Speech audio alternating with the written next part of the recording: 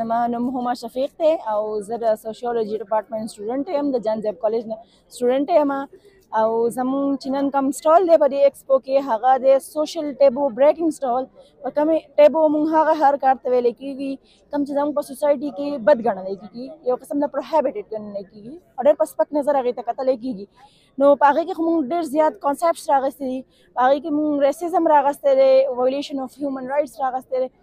ډېر شی اسپیکټس باندې مونږ کار کړی هیجمونیک مین کانسیپټ یو راغستی ډېر شی راغستی خو زموږ مین کوم دغه چې و هغه ټرانسجنډر کمیونټي باندې مونږ کار کړی دی زموږ سره زموږ یو ملګری هم مونږ راغوښتی دی د ټرانسجنډر کمیونټي پرزیډنټه ده هغه یې راغوښتې ده په نننۍ موقع باندې په دې ایکسپو کې نو هغه مونږ داسې انولف کړله چې د دوی پیدا کېده په یو فیملي کې ټیبو ګڼلی کېږي هغه داسې چې پیدا شي نو خلک هغو ته په غلط نومونو طنزونه او ویناګانې شروع کړي وایي اجړا ده کره شی پلانکی ده کره شی نو دا نومونه شروع شي نو د هغې ځای نه د دو ته سپک کتل شروع شي نو د فیملي دو نه اکسپټ کوي نو دو ته په هر طرفه په سوسایټي کې دو ته یو سټاپ وي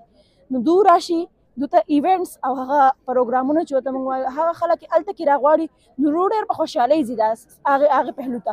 نو دو ځکه په خوشحالۍ ځي ځکه چې په پوره سوسایټي کې دو ته نور طرف ته اکسپټنس نشته خو چې دو هلته لاړ شي نو دو هلته هم د هغه ځای نه هم خفه راځي نو موږ وایو چې د هغې ځای نه دو ولې خفه راځي د هغې ځای نه دو ځکه خفه راځي چې د دو سره یا هلته هریسمنټ شوی یا سایکولوژیکل ټورچر ورسره شوی یا منټل ټورچر ورسره د هغو باندې یا فزیکل ټورچر شوی یا سیکسوال ابیوز ورسره شوی د هغې وجې چې دی هغو خفه راځي او یا چې د هغو سره د مخکې نه کومه خبره شوې چې دا پروګرام به په دونه روپو کوو خو چې پروګرام وشي لته ورله ورکړي وایي ځئ وایي نشته پیسې هغه پیمنټ هغو ته نه کوي نو د هغې وجې دو په دغه نو موږ وایو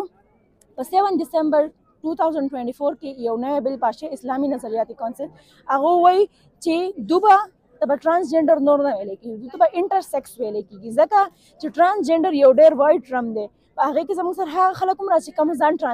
ټرانسفورمیشن کوي د ځانو نو په خپله ځان ټرانسفورمیشن کوي نو موږ وایو چې دوی ته به صرف انټرسیکس ویلی کېږي کوم چې بایولوجیکلي بای برث هغو دسي نو دا خبره شوه او بل هم چې دا به مور پلار د ځان سره خامخا ساتي دا بل هم پاس شوی دی چې د هغې پرورش د مور پلار ذمهواري ده سوشلایزیشن نو موږ زموږ دغه دا دی چې موږ مخکې دا خبره بوځو او زموږ مین موټیف په نننۍ ورځ دا دی چې موږ یو کس ایجوکیټ کو اټ مینز وی ایجوکیټ ا ون فیملی